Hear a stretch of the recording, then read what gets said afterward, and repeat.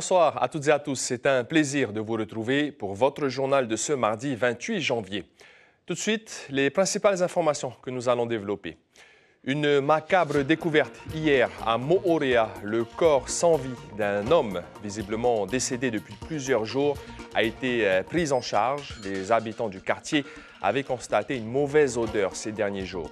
Depuis 2010, le CIVEN a étudié près de 1600 dossiers d'indemnisation de victimes des essais nucléaires. Ce chiffre va irrémédiablement augmenter puisque le délai de dépôt des dossiers a été repoussé par le Sénat à fin 2027. Les nerfs sont à vif du côté de la marina des pêcheurs de Vaitupa à Fa'a. Le président de la coopérative est en conflit avec certains des pêcheurs. Après le tribunal, la direction des ressources marines devrait intervenir pour calmer les choses. Ce soir, à minuit, on passera officiellement dans l'année du serpent de bois. La communauté chinoise est en pleine célébration. Les différentes coutumes vont rythmer ce jour de l'an chinois. Aujourd'hui, c'est le bain aux feuilles de pamplemousse avant le grand festin. Nous allons parler de ces festivités, ces coutumes bien ancrées dans le paysage local avec Marie-Claire Gardan, la présidente de l'association Sinitong, qui a préparé tout un programme. Merci d'être avec nous. C'est la stupeur à Moorea, dans un quartier de Maharepa, après la découverte hier en fin d'après-midi du corps d'un homme d'une cinquantaine d'années. D'après les premiers éléments, la victime, probablement un sans domicile fixe, est décédée il y a plusieurs jours. Le corps était en état de décomposition avancée. Le quartier entier a été alerté par une odeur de charogne qui s'intensifiait au fil des jours. Théophane Territois, Marcel Bonneau. C'est à l'arrière d'une ancienne salle de musculation dans une petite annexe que le corps sans vie d'un homme d'une cinquantaine d'années, semble-t-il sans domicile fixe, a été découvert hier aux alentours de 17 h. Les amis de la victime, bien connus dans la localité, le recherchaient depuis une semaine. Alertés par une forte odeur, les voisins pensaient qu'il s'agissait de celle d'un animal mort. C'est depuis samedi, on a senti un petit peu, mais on a pensé que c'est un animal décédé. Mais depuis dimanche matin, j'ai ressenti, et jusqu'à l'après-midi, c'est insupportable. Mais toujours en pensant que c'est un animal. On ne savait pas que c'est à cause de ça. Mais depuis lundi matin jusqu'à l'après-midi, celui-là, on ne peut plus respirer, il faut qu'on aille au bord de plage. Mais sinon, c'est vers 17h, 18h que les gendarmeries sont venus dans la cour pour nous montrer la photo concernant pour les t-shirts. Et c'est là que j'ai su que l'odeur que ça on ressent, c'est un cadavre. Voilà. Les gendarmes aussitôt sur place ont informé la maire de la commune associée de Popo, qui a été mise au courant de la situation. C'est un choc. Nous, on ne s'attend pas. On n'a pas l'habitude de découvrir des personnes, des cadavres, comme on dit. Et oui, c'est un choc pour nous, pour la population. Qui vous a appris la mauvaise nouvelle? Moi, j'ai eu un coup de fil de la gendarmerie. Ben, c'est normal. Hein. Comme étant donné que je suis le Tavana de Popo, donc ils ont voulu m'informer. Mais je ne sais pas plus que ça. Ce matin, le corps sans vie de la personne retrouvée a été transféré pour autopsie à l'hôpital de Taoné. L'enquête désormais entre les mains de la gendarmerie nationale devra déterminer les circonstances du drame. À cette heure, l'hypothèse privilégiée est celle d'une mort naturelle. On vous en a parlé récemment. Le délai de dépôt d'un dossier auprès du Comité d'indemnisation des victimes des essais nucléaires, le CIVEN, a été repoussé par le Sénat jusqu'à fin 2027. Depuis 2010, le comité a étudié 1598 dossiers très exactement, mais il existe encore des familles qui n'ont pas franchi le pas, qui n'ont pas encore saisi le CIVEN. Les détails avec James O et Patrick Tsintsing. À 64 ans, Tehau n'est plus capable de retourner dans son Fa'apu à Manteia. Des douleurs aux jambes l'en empêchent, mais pas seulement. Au début, j'avais des démangeaisons au niveau des bras. Ensuite au torse. Et mes pieds avaient gonflé. C'était insupportable. De 1981 à 1982, Tehau a travaillé à Mururoa en tant que maçon pour une société privée. Durant son séjour sur l'atoll, il a pu observer 4 tirs d'essais nucléaires. Lorsque la sirène retentissait, il fallait enfiler nos masques. Ensuite, on pouvait apercevoir une colonne blanche très loin à l'horizon. Y a-t-il un lien entre sa pathologie et son séjour à Mururoa? Seul un médecin peut répondre à cette question. Mais, ne sachant ni lire ni écrire, Tehao n'a jamais constitué un dossier de demande d'indemnisation auprès du CIVEN. Aujourd'hui, il peut compter sur l'aide de sa sœur, arrivée de Nouméa. J'ai entendu le président du gouvernement, Simon Tay Brothers, il parlait justement des personnes qui ont travaillé au Mururoa, qui peuvent constituer un dossier pour être indemnisés. Donc, du coup, j'ai pensé à mon frère et mon beau-frère. Accompagner les anciens travailleurs de Mururoa et Fongatao, c'est aussi l'une des missions que s'est fixée le SDIRAF. Pour Émile Vernier, la commission de suivi des essais nucléaires doit se réunir en urgence. Cette commission ne se réunit plus depuis 5 ans maintenant, 4-5 ans. Je trouve, je ne comprends pas, c'est capital parce que c'est nos Polynésiens qui souffrent de ça. Moi, je suis un peu le seul en ce moment à pousser. Cette commission, c'est elle qui est capable de demander à l'État d'agrandir les maladies, d'élargir. Quant à Tehao, il est suivi depuis 2 ans par un gastro-entérologue et hépatologue à Papeete. Il bénéficie d'un carnet rouge. L'Azerbaïdjan ne défend en rien les valeurs progressistes et décoloniales. Déclaration de Temat Eylegaïk, représentant Tavini à l'Assemblée, pour qui, je cite encore, s'allier à ce régime, c'est trahir ses propres idéaux. Des propos publiés dans une tribune sur sa page Facebook, complètement à l'opposé de ceux d'Oscar Temaru, le président du Tavini Huiratira, hier, lors de sa conférence de presse. Les divisions au sein du Tavini s'affichent au grand jour. Le parti prévoit d'ailleurs un séminaire le 8 février prochain, avant son congrès au mois de mars. À la marina de Vaitupa, à Fa'a, la situation est très tendue entre le président de la coopérative des pêcheurs et quelques-uns d'entre eux, si bien que le conflit a été porté jusqu'au tribunal, ce que le président n'a pas apprécié. Il a donc expulsé les pêcheurs avec qui il est en litige. Ces derniers attendent désormais l'intervention de la direction des ressources marines. Nicolas Suir et Mirko Vanfo ont tenté d'en savoir plus. Des pêcheurs interdits de laisser leur bateau à quai à la marina de Vaitupa. Le conflit aurait débuté il y a 2 ans. Les plaignants disent avoir essuyé des insultes et des propos racistes de la part du président de la coopérative. Ils dénoncent également des élections irrégulières. Et malgré l'appui du maire de la commune et de la direction des ressources marines, rien ne bouge. Le président de la coopérative aurait profité de la rénovation des quais pour se débarrasser de 11 pêcheurs, selon les plaignants. Guillaume, qui s'occupe des aménagements en DRM, m'avait dit qu'ils n'avaient pas besoin de sortir, ils avaient besoin d'une journée pour remplacer les corps morts. Ils auraient pu revenir le soir là-bas attachés. Mais en fait, ils se sont servis de ça. Au final, ils n'ont plus retourné là-bas. Pour le président de la coopérative, il n'y avait pas de problème majeur avant un seul événement. Des gêneurs, au nombre de 6 selon lui, ont empêché le bon déroulement des travaux de rénovation des quais l'an dernier. Ils veulent, mettre le bonitier en carénage. Ils gênent les travaux. Ils gênent les travaux. C'est pour ça que tu leur as demandé de partir le temps des travaux. Voilà. Ils auraient pu revenir, mais comme ils ont attaqué au tribunal, voilà, toi, tu t'es pas... Voilà, exactement, c'est ça. 3 des pêcheurs interdits à Vaitupa depuis 1 an ont donc amarré à la marina de Punaouia. Les autres sont à Langlois. Tous ont été reçus temporairement pour dépanner. Et là, on est pratiquement scellés comme des sardines, excusez-moi le mot, ici. Donc il faudrait que tôt ou tard, la situation se règle là-bas et que ces pêcheurs retrouvent leur place aussi à Vaitupa. Bloquer la machine à glace de la marina de Vaitupa pourrait être le moyen de pression envisagé par la direction des ressources marines. Son action est attendue dans le courant de la semaine. Et ce matin, le tribunal administratif de Papeete a ordonné l'évacuation du local de Tamari Ravaeino Vaipopo à Punaouia, et cela dans un délai d'1 mois. Il était reproché au gestionnaire de ce local d'occuper sans droit ni titre un bien immobilier du domaine public de la Polynésie française, ce que l'on appelle une contravention de grande voirie. Le passage à la nouvelle année, l'année du serpent de bois pour la communauté chinoise, c'est ce soir à partir de minuit. Depuis ce matin, les familles et les associations chinoises préparent ce réveillon, principalement en cuisine, avec un festin prévu pour le dîner de ce soir. Mais avant de se mettre à table, il faut honorer une autre coutume. Les détails avec Jules Bourga et Hubert Liao.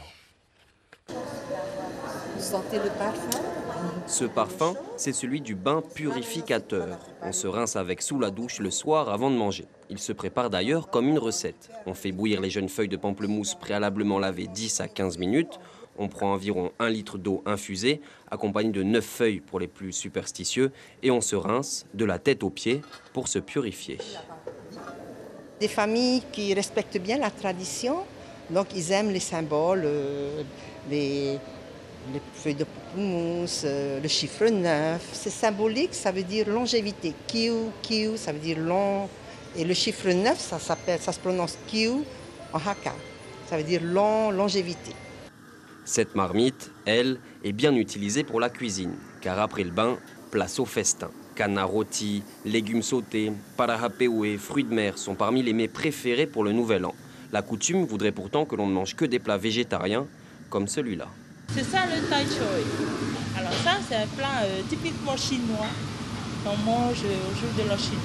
Mais dans l'assiette, la gourmandise semble avoir pris le dessus sur les traditions. Et celui-là, c'est le charcha spécial au nid de taro, et la corbeille de taro. Il y a les légumes, les fruits de mer, le filet de poisson et les moules.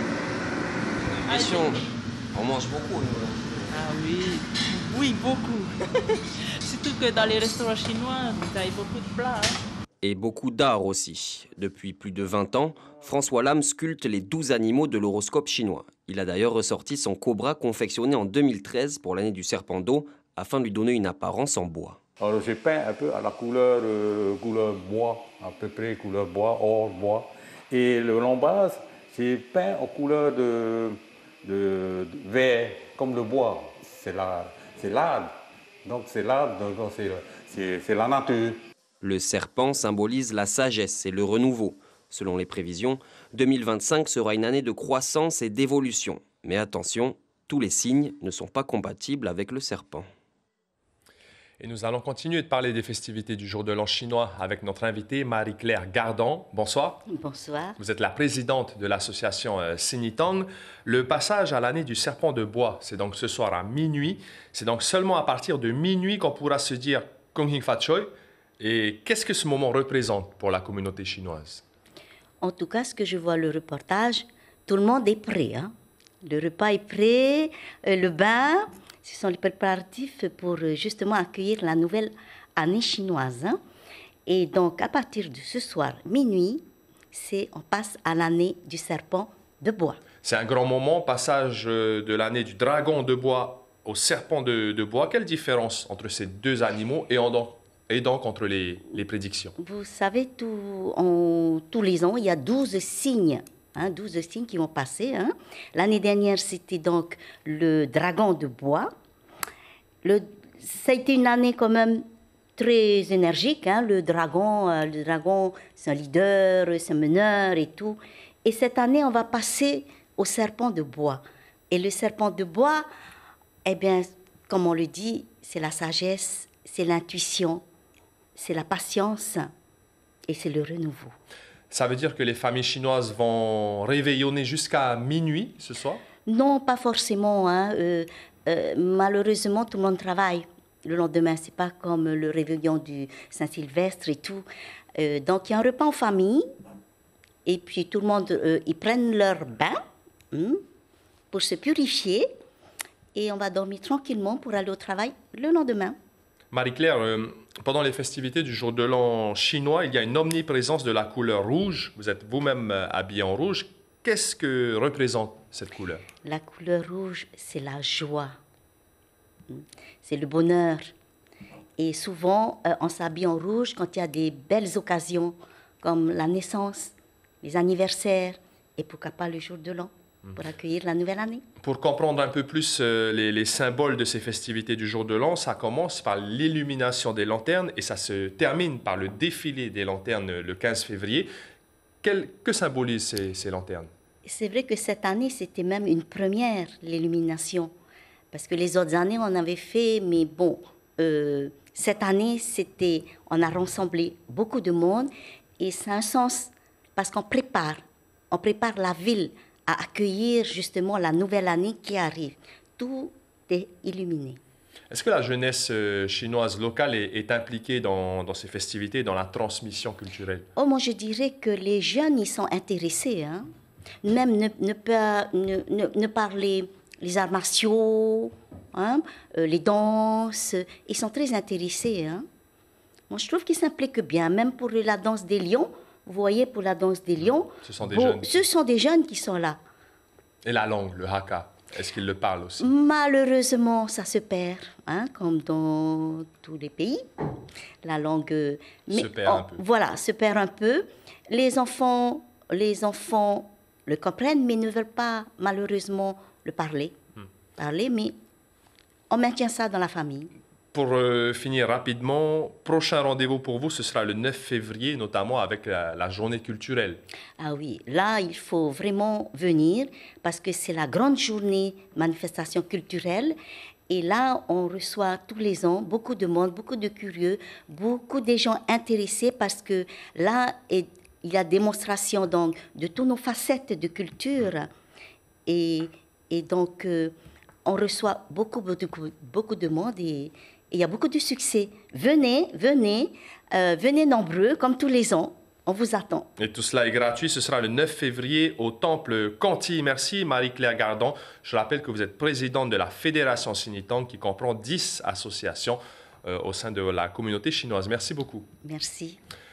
Que ce soit en beignet ou au lait de coco, peu importe la forme, les In'a sont un mets apprécié des Polynésiens. Ils sont de retour depuis le début de l'année aux embouchures des rivières, lieu de rendez-vous des pêcheurs de Tahiti, qui profitent de cette période intense pour mettre toute la famille à contribution. James O, Patrick Sinsing et Heidi Enko. Des oiseaux en vol stationnaire au-dessus de l'embouchure, c'est un signe qui ne trompe pas. Depuis le début de l'année, les In'a sont de retour sur la côte est, une aubaine pour les pêcheurs de Bichik dont la technique de pêche n'a pas évolué depuis le XVIIIe siècle à Tahiti. On regarde d'abord les oiseaux, s'il y a les oiseaux, on va à ta tête pour voir si c'est vraiment le In'a. Si le In'a sort de l'eau, c'est là qu'on voit dans le In'a. Voilà. Au district, la pêche au In'a se pratique en famille et de génération en génération. Femmes et enfants sont mis à contribution. Mais pour les anciens, les temps ont changé. Aujourd'hui, ce n'est plus comme avant. Autrefois, on attrapait les In'a au mois de juin et juillet, en pleine période fraîche, car ce poisson aime le froid. C'est pour cette raison qu'il remonte la rivière. Le lendemain, les In'a sont nettoyés puis conditionnés pour la vente en bord de route, comme ici à Papenou. Ça, on a pêché hier et on a préparé environ 40 paquets yeso. Vous en avez vendu déjà pas mal depuis quand vous êtes là? On a arrivé à 3 h du matin et ça, à l'avant, ça commence à venir, les clients commencent à venir acheter. Hein. Si la pêche au In'a comporte des risques, notamment lorsque la mer est agitée, aucun incident n'a été signalé à ce jour, pourvu que ça dure. L'information principale de ce mardi 28 janvier, le corps d'un homme d'une cinquantaine d'années en état de décomposition avancée a été découvert hier en fin d'après-midi à Maharipa, à Moorea. On ne connaît pas les circonstances du décès. Une enquête a été ouverte. C'est tout un quartier qui est sous le choc puisque les habitants avaient constaté une forte odeur ces derniers jours. À la une de Tahiti Info, demain, mercredi, tir groupé contre les accords Tavini-Azerbaïdjan. Nous vous en parlions dans ce journal. Moirani Frebo, le député de la première circonscription de la Polynésie française, sera l'invité café de Corinne Tehitia demain matin en radio. Il viendra parler de ses travaux à l'Assemblée nationale et réagira très certainement aux propos de Temat Eilegaïk ou encore d'Oscar Temaru sur l'Azerbaïdjan. Dans votre petit écran, à suivre 2 épisodes de la série SWAT, puis 2 épisodes d'une autre série, All Rise, à partir de 20h50. C'est la fin de ce journal. Merci de votre fidélité. On se quitte sur des images de notre sujet consacré aux festivités du Jour de l'An chinois. Passez une excellente soirée. À demain. Prenez bien soin de vous.